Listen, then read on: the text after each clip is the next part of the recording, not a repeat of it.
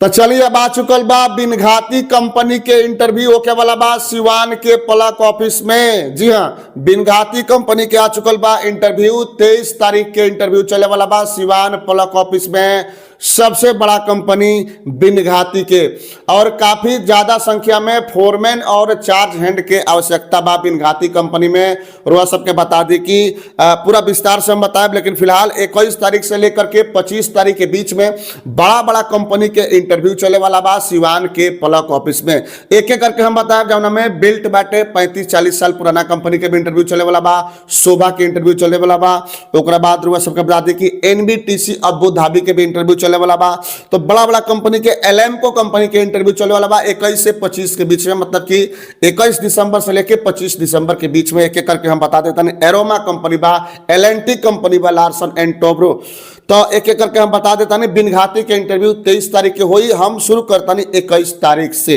21 तारीख के सबसे पहल का कंपनी बा L&T, Larsen and Toubro, India के बहुत बड़ा कंपनी। L&T ओमान के इंटरव्यू बा। हफ्ता में 5 दिन के ड्यूटी बा और 2 दिन फुल OT बा। एमे ट्रेड रवा देख सकता नहीं कि structure fitter, structure fabricator, grinder, welder भारी मात्रा में चाहिए। L&T ओमान खातिर बहुत भारी मात्रा में वेल्डर चाहिए। एमे वेल्डर 6G मिक welder, 6G organ welder, 6G आर्क वेल्डर। तो एमे जौन बा वेल्डर SAW। तो एमे बहुत बढ़िया बा। L&T कंपनी ओमान में 125 से लेकर के 160 के बीच में सैलरी बाटे और खाना पीना फ्री बा, OT बा। एज लिमिट बा 21 साल से लेके 44 साल। ध्यान रखें, L&T कंपनी ओमान के 21 तारीख के इंटरव्यू सिवान के प्लक ऑफिस में क्या बोला बा। 21 तारीख के ही स्मार्ट गैस सर्विसेज कंपनी के इंटरव्यू हुई। स्मार्ट गैस सर्विसेज, एक में 4 गो ट्रेड बा। रोआ सबके बता दी कि दुबई खातिर इंटरव्यू हुई। पाइप फिटर के 1500 से लेके 2000 के बीच में सैलरी बा प्लस OT बा। पाइप फैब्रिकेटर के 1700 से लेके 2100 के बीच में सैलरी बा प्लस OT बा। वेल्डर 6G SMAW 1600 से लेके 2000 के बीच में सैलरी बा प्लस OT बा। मैकेनिकल हेल्पर के भी 1200 रुपया ही देती है company. Smart gas services helper के भी 1200 प्लस OT बा। एज लिमिट बा 20 साल से लेके 45 साल। यो 21 तारीख के हो। बाद चलता नहीं सामने के NBTC Dubai Abu Dhabi. NBTC Abu Dhabi बड़ा कंपनी और बहुत बढ़िया ट्रेड आइल बा। यूनिक ट्रेड बा और सैलरी भी काफी अच्छा खासा लगौले बा सैलरी। NBTC अबू धाबी एमे पाइप फिल्टर हाइड्रो टेस्ट के 1600 से 1800 खाना पीना फ्री बा, OT बा।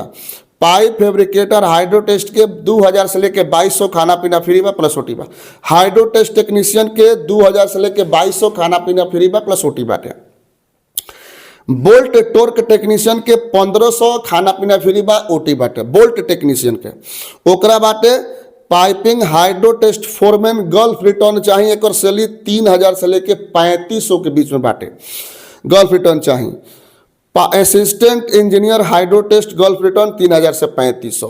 Piping engineer hydro test gulf return चाहिए 8000 से लेकर के 10000 सैलरी बाटे। गल्फ रिटर्न चाहिए। पाइपिंग सुपरवाइजर हाइड्रो टेस्ट के गल्फ रिटर्न चाहिए 5000 से लेके 5500, सब में खाना पीना फ्री बा, OT बाटे। मैकेनिकल हेल्पर के भी NBTC अबू धाबी कंपनी 850 खाना पीना फ्री प्लस OT बा। एज लिमिट बा 22 साल से लेके 47 साल। NBTC अबू धाबी 22 तारीख के इंटरव्यू सिवान के प्लक ऑफिस में होके वाला बा। ओकरा बाद 22 तारीख के ही शोभा कंपनी के इंटरव्यू बा। काफी ट्रेड बा एकरा में। सिविल से रिगार्डिंग एमे काफी ट्रेड बा। मैकेनिकल हेल्पर भी चाहिए, मैकेनिकल ट्रेड भी बा, सिविल ट्रेड भी बा। तो सबके बता दी कि 22 तारीख के शोभा कंपनी के भी इंटरव्यू हुई। काफी बढ़िया सैलरी बा। हम वांट लेटर लगा दिले बानी। थोड़ा सा तबियत भी हमारा ठीक नहीं है, गला में प्रॉब्लम बा। एज लिमिट बा 20 साल से लेके 45 साल। शोभा 2 गो बच्चा के पढ़ाई लिखाई खातिर एम्प्लॉयर के पत्नी के अकाउंट में प्रति महीना पैसा भेजले 2000 रुपया। वो शोभा कंपनी है दुबई खातिर। काफी बढ़िया ट्रेड बा एकरा में। ओकरा बाद 24 तारीख के 23 तारीख के बता देता नहीं। 22 तारीख के हो गए। ओकरा बाद से हम बता देता नहीं 23 तारीख के रुआ सबके जौन कंपनी बिया बिनघाती। 23 तारीख के बिनघाती कंपनी के इंटरव्यू के वाला बा। बहुत बड़ा कंपनी बिनघाती कंपनी के इंटरव्यू हुई। तो वह सबको बता दें कि 23 तारीख के अलावा भारी मात्रा में फोरमैन और भारी मात्रा में चार्ज हैंड की आवश्यकता बा। बिनघाती कंपनी में। एमे ट्रेड खूब बढ़िया बाटे और सैलरी भी बढ़िया बा। 4 घंटा ओवर टाइम ही कंपनी दे रहल बिया। बिनघाती कंपनी पर डे 4 घंटा ओवर टाइम मिले वाला बारुआ। मतलब कि अगर इलेक्ट्रीशियन के सैलरी 1400 से 1600 बा, इनकर सैलरी जाई 2500, 2600, 2700, 2800 तक जाए वाला बा। तो इलेक्ट्रीशियन 1400 से 1600 प्लस ओटी बा। प्लम्बर 1400 से 1600 प्लस ओटी बा। ओकरा बाद से पाइप फिटर, चिल्ड वाटर वाले, ductman, duct erector, ELV technician, ये लोग के सैलरी बा 1400 से लेके 1600, लेकिन ये लोग कमाई लोग कितना 2500, 2600, 2700, 2800 तक भी जा सकता। ओकरा बाद से ईएलवी टेक्नीशियन के 1400 से 1600, जिप्सन कारपेंटर के 1300 से 1500, एल्युमिनियम फिटर के 1400 से 1800, एल्युमिनियम हेल्पर के 1400 से 1800, एल्युमिनियम हेल्पर के 1100 से 1200, जिप्सन चार्ज हैंड फ्रेशर चाहिए, जिप्सम चार्ज हैंड के भी सैलरी 2200 से लेकर के 2500 के आसपास। जिप्सन फोरमैन चाहिए, लेकिन गल्फ रिटर्न चाहिए। जिप्सन फोरमैन गल्फ रिटर्न 3000 से लेकर के 3500 बा बिनघाती कंपनी में। ओकरा बाद से इलेक्ट्रिकल चार्ज हैंड के सैलरी 2200 से लेकर 2500 तक बाटे। प्लम्बिंग चार्ज हैंड, ये सब फ्रेशर चाहिए charge hand. Plumbing charge hand 2200 से 2500 प्लस ओटी बा। ईएलवी चार्ज हैंड 2200 से 2500 प्लस ओटी बा। CHW चार्ज हैंड 1800 से लेकर 2200 प्लस ओटी बा। डक्टिंग चार्ज हैंड 1800 से 2200 प्लस ओटी बा। ये सब फ्रेशर बंदा चाहिए। लेकिन वहाँ फोरमैन की अगर बात कर जाओ तो बिनघाती कंपनी में फोरमैन गल्फ रिटर्न चाहिए। फोरमैन तो मैं इलेक्ट्रिकल फोरमैन गल्फ रिटर्न अच्छा सैलरी 3000 से 3500। प्लम्बिंग फोरमैन गल्फ रिटर्न 3000 से 3500। एलबी फोरमैन गल्फ रिटर्न 3000 से 3500। डक्टिंग फोरमैन गल्फ रिटर्न 3000 से 3500। CHW फोरमैन गल्फ रिटर्न 3000 से 3500। सिविल हेल्पर के भी 1100 से लेकर 1200 बा प्लस ओटी बा।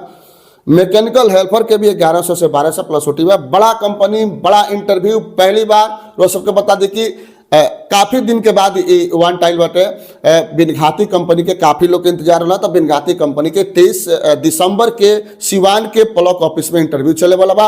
वह सबके बता दी 23 तारीख के बाद। हम बता देते हैं फिर से 23 तारीख के बाद 24 के फिर से आ जाए एलएमको कंपनी के इंटरव्यू बा। काफी बढ़िया में सैलरी बाटे देख सकता नहीं। एलएमको दुबई 24 तारीख के इंटरव्यू को होला बा। बहुत बढ़न कंपनी, काफी भीड़ भी होला एकरा में। Electrician, plumber, pipe fitter, ductman, insulator, L B technician, ये सब के सैलरी बावे 1300 से लेकर 1300, 1400, 1500 सब सैलरी बा। ओकरा बाद से एलबी टेक्नीशियन के भी 1300 सैलरी बा। इलेक्ट्रिकल चार्ज हैंड के रहुआ 1900 पड़ी।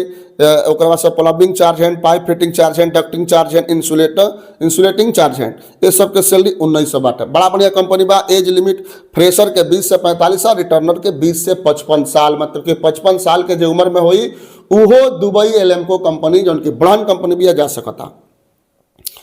24 तारीख के एरोमा कंपनी के इंटरव्यू होके वाला बा। एरोमा बहुत बड़ा company, aroma international building construction company बा। मेरे सबके बता दी कि 6 गो ट्रेड बा, अच्छा सैलरी बा एकरा में। और एकरा मेरे सबके बता दी कि एम्प्लॉयमेंट वीजा, नॉर्मल मेडिकल एकरो बा। मेसन, ब्लॉक प्लास्टर मेसन 1140 से 1340, देख ली सैलरी काफी बढ़िया बा सैलरी। आ ट्रेड वांट लेटर हम लगा दिले बानी। एरोमा इंटरनेशनल एलएनटी के फिर दोबारा रिपीट होता 25 तारीख के। 25 के फिर से एलएनटी रिपीट होता।